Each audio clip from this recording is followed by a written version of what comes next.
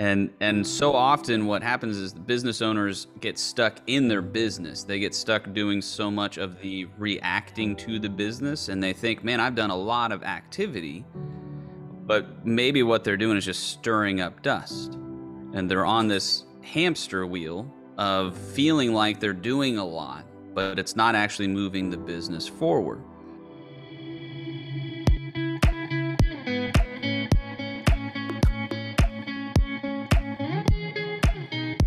Welcome to Making It to Market, the podcast where we discuss everything about taking your product or service idea through to commercialization. I'm your host, Dahlia Collada. Are you spending countless hours working on your business, making that widget, or making that sale? When was the last time you took a vacation? It's been years for me. Well, what happened to your business the last time you got sick? Did everything come to a complete standstill? Do you think you've set your business up for growth and scalability? Well, the next 4 episodes will be part of a series that you'll want to hear in order. There's so much to learn from today's guests, so stick around so you can hear more about what's happening on the next episode.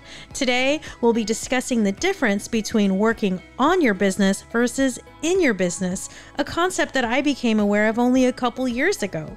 You don't want to miss the key takeaways from this guest expert. Guess what? At the end of today's episode, we're featuring an indie musical artist. Information, links, and a transcript from today's episode are available in the show notes. Let's get into it.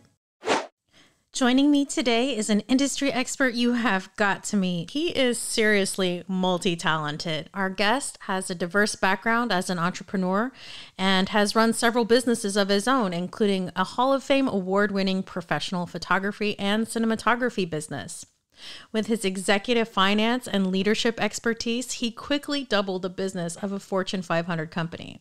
He has extensive acquisition and reorganization experience and has tremendous passion and gift, quite frankly, for helping businesses develop scalable systems that increase not only efficiencies, but also profitability. He's not only worked with startups, small businesses, international corporate companies, but also nonprofits. His approach is very systematic and objective-driven through KPIs and metrics, leveraging trend management. He supports business leaders in any industry and at any stage of their business lifecycle to move closer to what they define as success. Today's guest is the CEO, business and executive coach at Action Coach of Mid-Central Texas. Reagan Patterson, welcome to the show.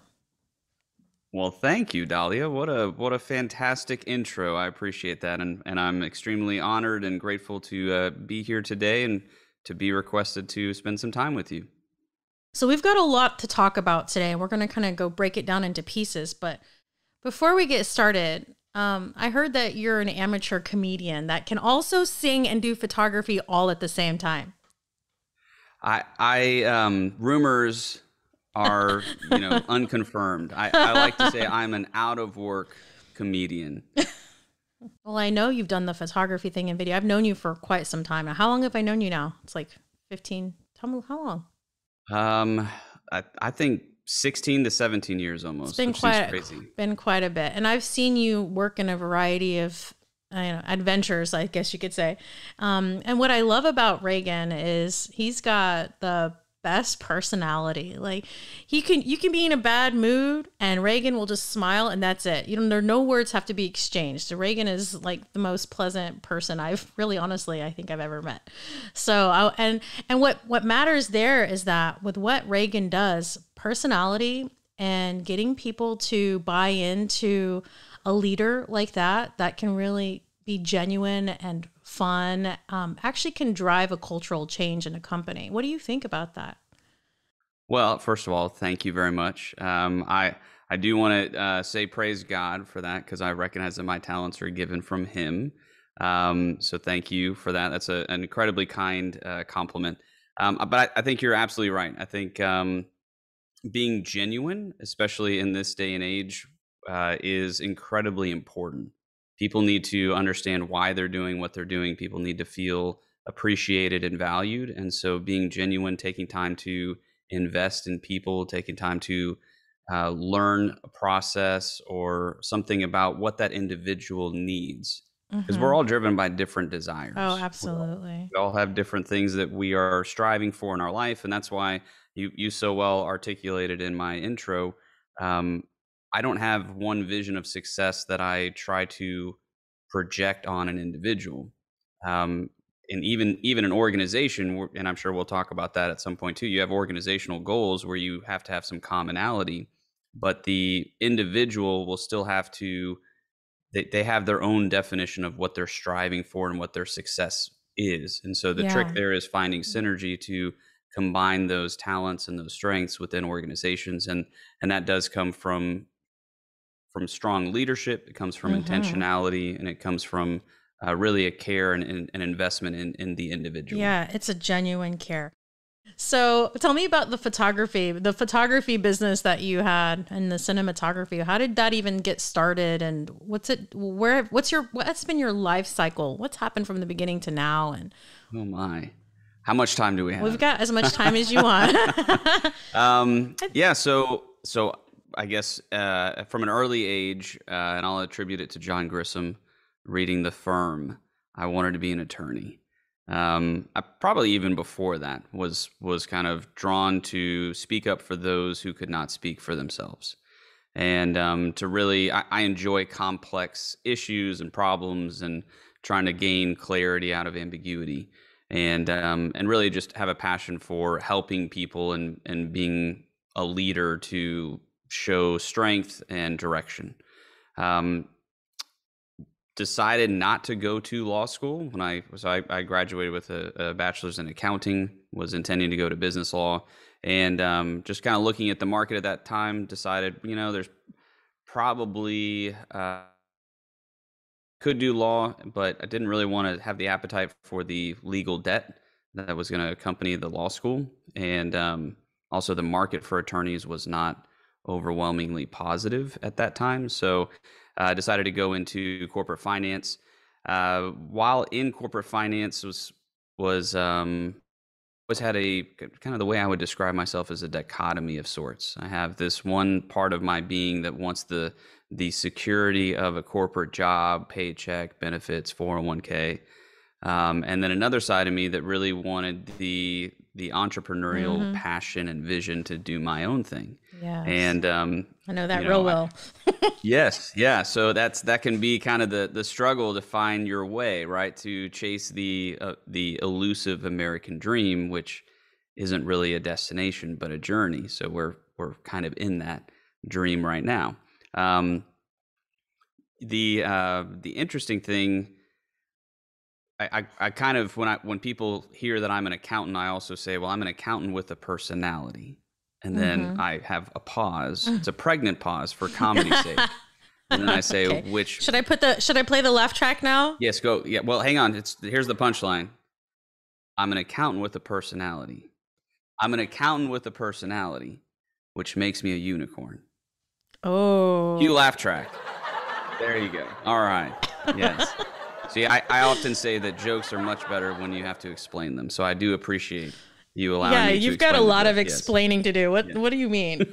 You're a unicorn. Oh, I think we're all unicorns. We Anyway, are. go We ahead. are. It's a slight at the accountant profession, right? Because some accountants are extremely detail oriented. Everything's black and white. And I knew quickly in my accounting career and what I wanted to do. I did not want to be a specialist that just did, for example, fixed asset transactions or just did inventory transactions. I wanted to be much more involved with the general business management and strategic development of financial models and strategic planning and budgeting, forecasting, and then looking at M&As for mergers and acquisitions. So I wanted to be very much more of a generalist than a specialist in the accounting Mm-hmm. field. So while I was going through that, being an ambitious individual, I said, well, let's start another business. And really where that started was our first year of marriage in 2008.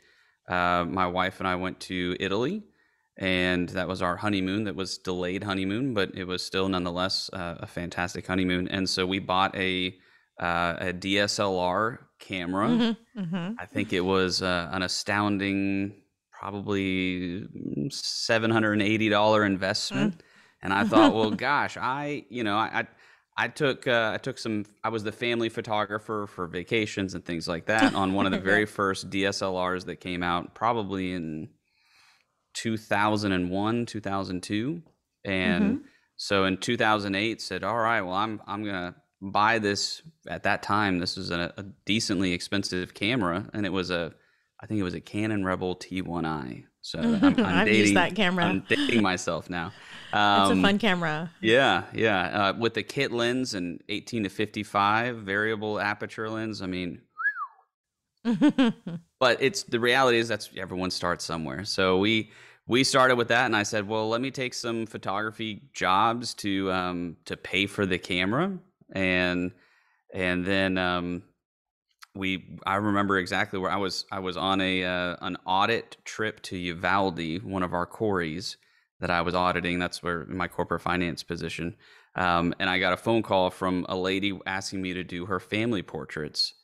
And I thought, has she seen my website? I don't have any real pictures. I've got like nature photography and all this stuff. And I couldn't believe here was someone that found me online and wanted to pay Wow. $300 to take pictures of her family. And I remember the first wedding that we did was, I think I calculated we made like $3.80 an hour because Oh, wow. I went through and edited out all of the mic cables and the lights in the ceiling and the exit signs in the background just to make these pictures look really good. And they did, but $3.80 an hour is not going to make you. But it's practice. It's good experience. It is. Yep. Gets Yep. you ready for the next day, the next gig. That's right. And, Yeah. and so at that time, I actually started the business with another friend, and kind of quickly realized that we weren't necessarily compatible with our drive for and or passion to improve.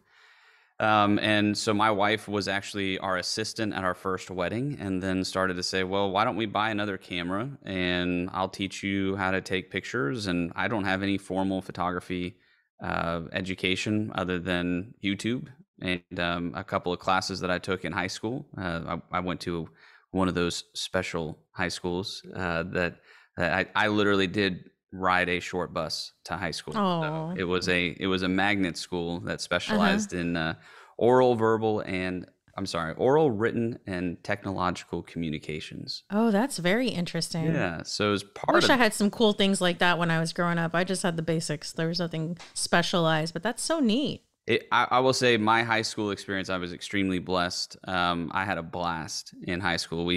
Our hall pass was a video camera. We could pretty much go around campus and we would create short films or PSAs or Wow, so that's it. so neat. Yeah, so Is that in Texas?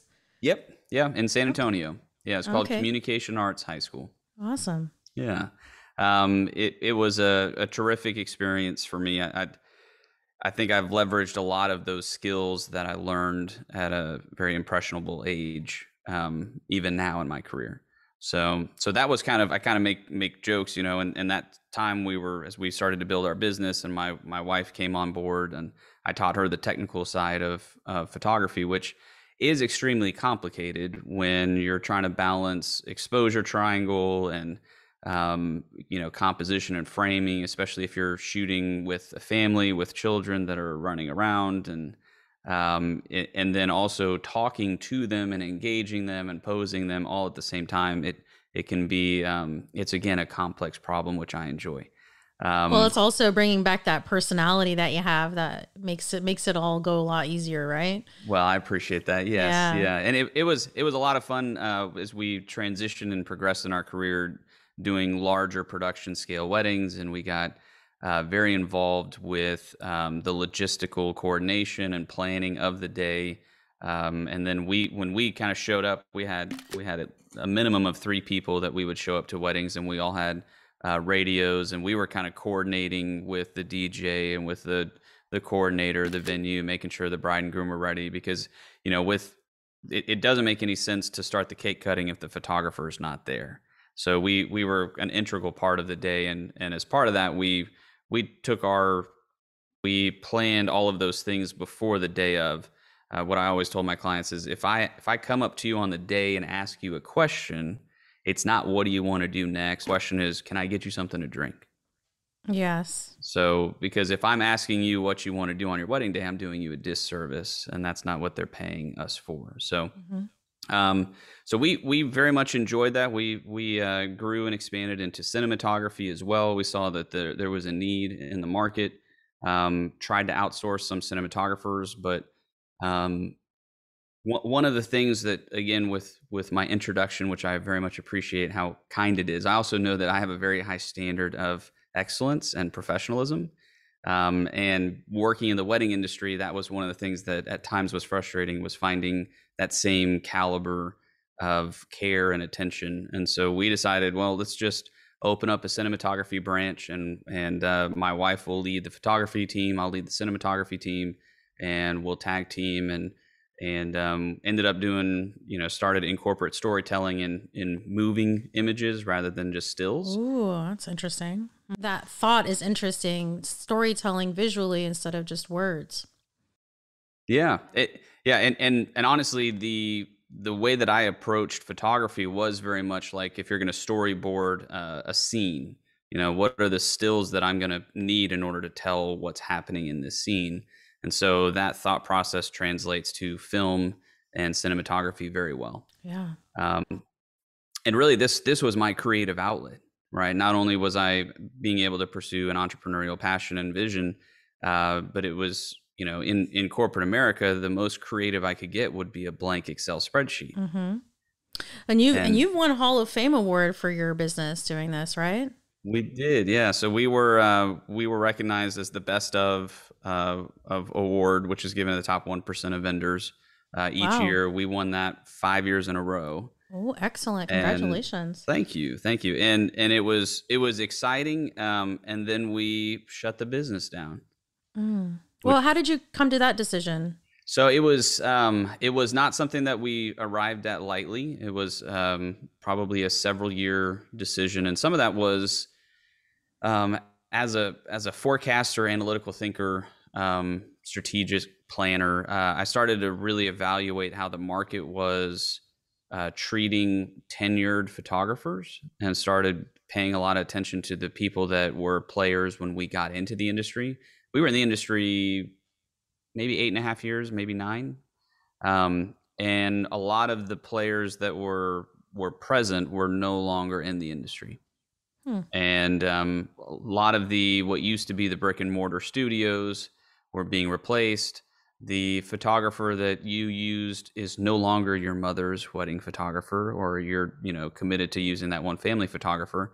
And after being and shooting, I don't know, 100 plus weddings, it is very taxing on your body. Oh, sure. Absolutely. So it was one of those things that kind of realized, okay, what is our exit strategy? We would, as we scaled our team, we would find emerging artists, and we would train them and teach them. And after every wedding, we would look through shots and say, okay, what did you want to accomplish with this shot? And we would basically go through and coach, right? We were part of mentoring and building up our team, because we knew that was going to help us provide a better product to our clients. And as part of that, we started to see a lot of our team start their own businesses, which is great. There's nothing wrong with that. But when you evaluate the economics of the industry, barriers to entry are so low that you're going to invite a lot of competition innately. It's just economics 101. So even though we had invested 80,000 plus in equipment and gear, and it allowed us to take higher end weddings, we were never going to be the only photographer. We weren't gonna. It was going to be much harder to build a photography studio where we could grow into business owners versus being the technical experts and executors of the work. Which doesn't fit my eventual goal for life and for business. So it was a challenge, but we did realize we need to step down and close the business. Yes. Wow. I know that's hard, because there's an emotional connection when you're an entrepreneur, there's an emotional connection to your business. I know they say, you can't, but there is, no matter what people say, there's always an emotional attachment to your business, and it's your baby, right? And you nurture it and you invest in it and you sleep, breathe, eat it. And, to see it kind of transition away from you is kind of heartbreaking. Did you kind of have a mourning period? Oh, for sure. Yeah. We kept the web domain active for, I think, 2 or 3 years after, just because I just wanted to know it was still there.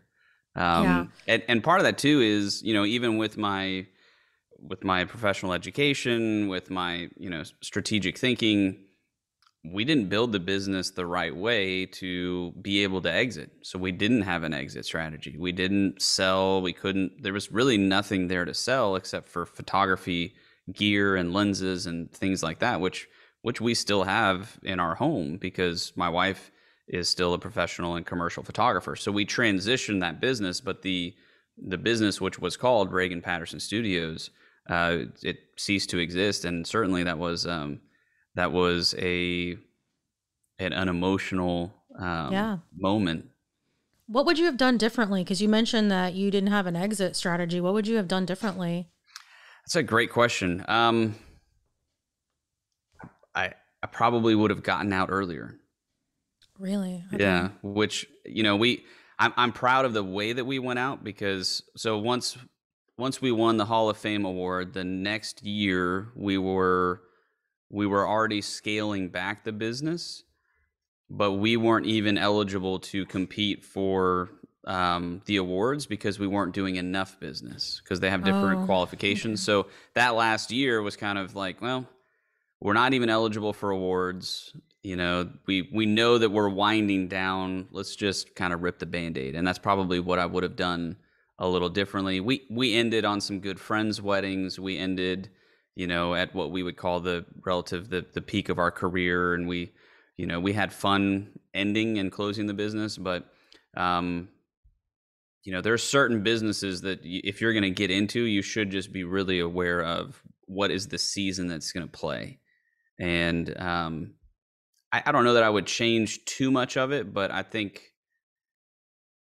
I don't know that industry, and certainly there are people that are going to prove me wrong, and I love that, because I love when people find that creative that angle. But that type of industry, you really are building yourself a job and not a business. And there are people that are happy doing that, but that's not me. And that's where I want to build a business that runs without me.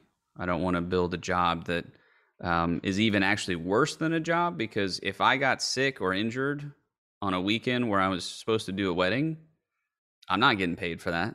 And not only that, but I've really damaged my reputation. Now, contrast that to a job. If I get sick or injured, I've got PTO, I've got other people, maybe I can work remotely, right? There's a lot of different things there that when you build a business, but it's actually a job, it's in fact worse than a job. I'm with Reagan Patterson of Action Coach. Stick around till after the break. You don't want to miss his definition of hopium.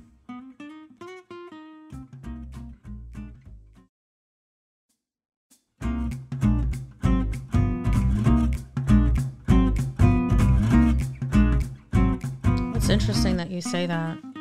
So, okay, 2 questions. One, for people who, you were talking about seasonality and when to leave a business, what if they're not in a photography business? Is there what kind of clues can somebody get to know, okay, I've done my time, it's time to move on? Like, is there a trigger? Is there a turning point? What is it that people should recognize in their own business on when to stop? Yeah, that is a phenomenal question. And we're transitioning now to what I'm doing now, which is business and executive coaching. My coaching question would be, are you happy with the results that you're having right now in your life and in your business? And if not, what are the actions that you're going to take to improve, to have a different result, right? What's Einstein's definition of insanity? doing the same thing over and over and expecting something different. That's right. And often what I'll talk with business owners in the community and across the country is that they are just waiting for something to happen. They're there crossing their fingers. They're there hoping that this next move will move them forward. And a lot of times I'll realize that business owners are running their business off of feelings. They're off of hope. And I call that hopium.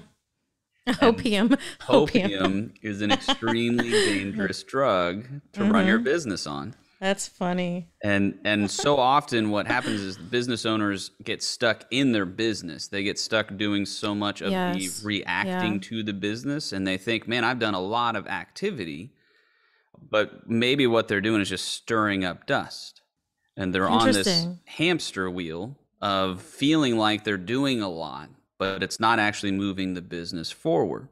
So what I do is come in with an outside perspective, come in with the not only my professional pedigree, but also the Action Coach system, which allows us to zoom out and provide a different perspective, a 30,000-foot view of the business, and grade the business in different scale systems and different building blocks to determine what can we do to develop an exit strategy. And how important is an exit strategy? Should everyone have one, and when do you start thinking about an exit strategy? Yeah, that's a great question as well. Let's talk about let's do a quick analogy here. Let's say that you're going to do a road trip, Colorado. Okay, get in the car, you pack, you know what the weather looks like. You start driving, and all of a sudden you don't even have GPS. You can't buy a road map any longer, so you just start kind of guessing with, do I turn left here? I'm pretty sure Colorado's northwest. You start driving, and my question is, do you get to Colorado? Maybe it takes you way longer, a whole lot of detours, a whole lot of guessing. Maybe you get there, right? So if we don't have a clear exit strategy, a clear goal with our destination, where are we going, then it's really hard to get there. So now it's never too late to determine what your exit strategy is or what your destination is. And for some, like my personal experience with photography, it may be closing the business on your own terms. And that's going to be kind of a harsh reality, and a lot of people don't want to face that. But I'd rather help people realize that harsh reality and allow themselves to be in their own driver's seat of their life, and not just wait for the market to, force them to close, because now they can be more intentional about what they do next. But actually, in our building blocks where we help businesses scale, our first foundation piece is called destination mastery. It's determining what the exit strategy is. Interesting. So it's the Stephen Covey begin with the end in mind. Yeah. Right. So along with that, you'll hear this concept of, well, this is a once in a lifetime opportunity. There's a book that I read, and I can't remember the name of it or the author. I'll have to go back and see if I can find it. But it's basically built when you start a business. If you're an entrepreneur, you've got to think about building your business as if you're creating a franchise. So you've got your SOPs, your standards in place. You've got cross training in place. You've got your brand image solid, and you're basically creating a framework for a franchise. And that's how you think about scaling up. And it also helps you figure out if you're working in the business or working at the business. Yeah, on the business. Or on the business. Right. Yep. Yeah. So is it the E-Myth by chance? It is E-Myth. Yes. I couldn't remember it. But yeah, that's a really good book. I've read it twice. Yeah. Michael Gerber, I think. Yeah. And I think about it frequently. Especially as we develop processes in my business, I'm always thinking about how can we set a path for growth and scalability. Like you said before, what happens if I can't be there? And it's challenging for somebody like me because I'm like the brains behind all the formulas and running the business, and getting somebody to do that unique skill set is really hard to duplicate. So what do you do? What advice do you have to somebody who's working in the business so that they can develop the business. Does that make sense? Yeah. Yeah. So we are not trying to replace the business owner. We are trying to grow a separate asset from the individual that owns the business. Now that is when we look at it from that perspective and separating the individual business owner from the business, then what we're trying to extract from that business owner, like you just said, they have the expertise, the knowledge, their superpower is what has built the business. That's fantastic. We need to imprint that superpower, that knowledge into a structure that the business can repeat, that we can have a systemization in there. And that way the market is consistently getting the same experience with the business, but we have to get the business owner out of the way in order for the business to grow. It's very difficult for an entrepreneur who started something from scratch to accept that notion. I think it would be a lot easier if there was an established company who's had multiple management, I think that's a lot easier because they're just going to work. Whereas we are doing our favorite thing ever, So it's like, it's a totally different mindset. So this is an interesting concept that I actually did a presentation on this a few weeks ago, and the title was "Why You Don't Want Leverage in Your Business." Yeah. Right. So that's a good question. And let's start with defining what leverage is. So how would you define leverage? Leverage to me would be it's a resourceful question. So like looking for resources to help me level up, I guess. Okay. So the way that's good. I like that. The way that we define it is doing more with less, right? So more output for less input. So when you think about it from that perspective and you go, well, why would I not want leverage in my business? And when you start to think about what's your, we have this formula in Action Coach. It's called the Formula for Success. And I'm going to share the secret with you. Okay. That's right. Yes. Oh, okay. It's extremely complicated. Everybody There's a lot hold on to your seats. A lot of exponentials and unicorn speak. Square roots and all of that. So it's BE. Oh boy. Times do, DO. Okay. Equals have, HAVE. Oh. So B times do. So what you are and times what you do is what you have. That's right. And a lot of times we can innately think of this formula backwards because people know what they want to have. Ooh. Then do they know what they need to do in order to have what they want to have? And do they know what they need to become in order to do what they want to do to have what they want to have? Right. This is like a trivia question. Like yeah. Can you repeat that one more time? What is the formula of success? Yes. So B times do equals have. So when we think about this from a business owner perspective, right? Let's say, so you've heard the saying, I'm a business owner, I'm an entrepreneur, which means I'll work 80 hours a week for myself. So what? So I don't have to work 40 hours for somebody else. Right? Exactly. So let's not even say 80 hours. Let's say I'm working 60 hours. Let's say it's a light week. So 60 hours a week, and I'm looking at my business. Let's say that my business is, let's say it's 250,000 in annual revenue. So $250,000. And let's say my have is I want to double my business. Fantastic. Let's go to the secret formula of success. B times do equals have. Well, now I go, well, I'm currently at 250. I want to be at 500,000. I want to be at 500,000. So I'm going to double the business. So my do needs to double, right? So I need to go from 60 hours a week to, congratulations, 120 hours a week to double the business. And at some point you start to have an honest conversation saying, well, that's not feasible. Yeah. Things get lost in the process and you never get to it. And then you have a backlog and then you have anxiety and then you're like, I give up. Yep, exactly. And so then you end up settling. Your have comes way down. right? You end up That's settling true. because we aren't addressing the B side of this formula. So if it's you want to double your business and now you're going to work from 60 to 120 hours, right? You say congratulations. You know what you need to do. Go after it, right? But if you're going to have a real honest conversation with yourself, you're going to realize that you can't sustain that, and that, like you said, that the product, the service will start to deteriorate, which is going to hurt the business.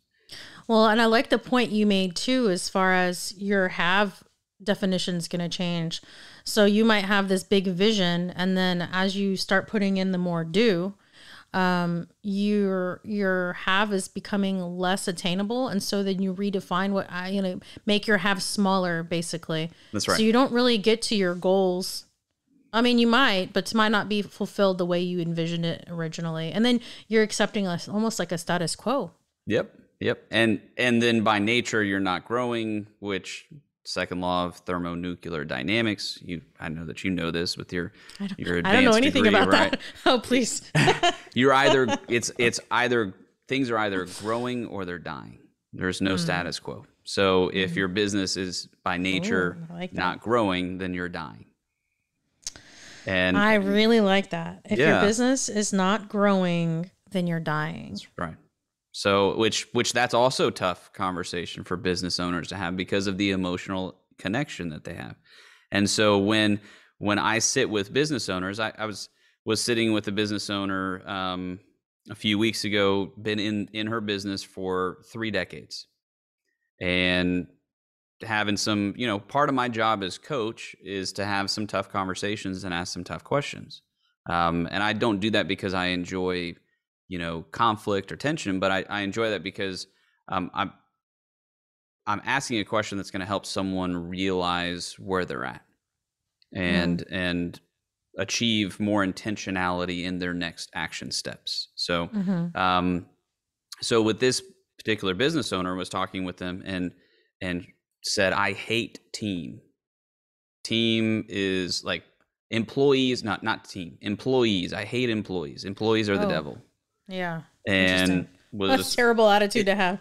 It is. Yeah. But that was her perception. Well, personalities are really hard to manage. It is really difficult. I mean, I'd say I've managed quite a few people in my life, and I think the slowdown in productivity and the slowdown in efficiency really comes down to personality. So it is difficult, and I can understand why she might come from that angle. But you can't hire new people with that mentality at the same time. That's a bad attitude. Right. Yep. And so really, the question, so I said, well, the way that you've done employees hasn't worked. It's her.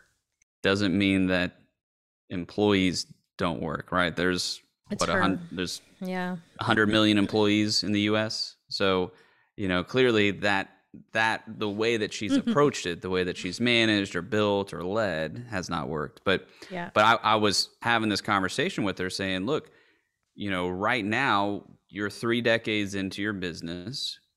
You're basically recognizing that you've got to make a change. You've either got to become an employee of someone else's business, which she doesn't want to do, or you've got to build this to where you can sell it, because right now you don't have anything you can sell.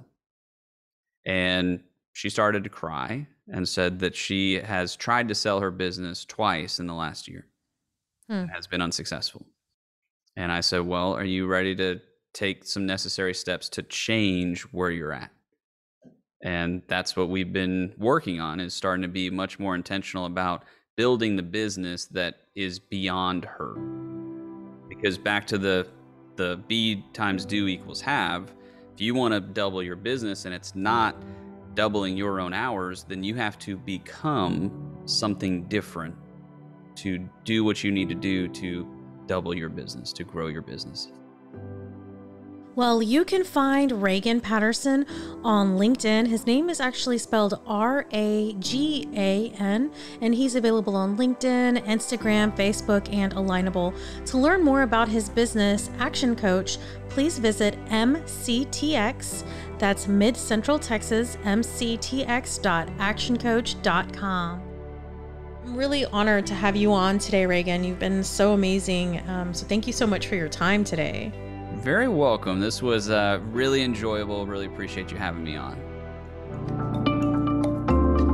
I hope you enjoyed today's show. If you did, please subscribe to Making It to Market wherever you listen to podcasts or listen from our website, makingittomarket.com. Thank you for your honest 5-star rating and review on Apple Podcasts. And a special thanks to our listeners and show sponsors. Without your support, I wouldn't be able to do this.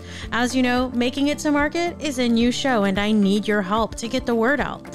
Feel free to share links to your favorite episodes. You don't want to miss the next one where we talk about creating your company's culture. If there's a topic you'd like to hear, have a comment, or even a question you'd like for me to address, feel free to leave me a voice message on our podcast phone line. If we air your question or comment in an upcoming episode, we'll send you a Making It to Market t-shirt or mug. Details are in the show notes.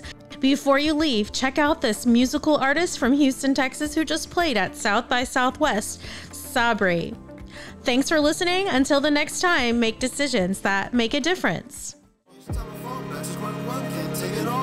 I wrong to think it would be different?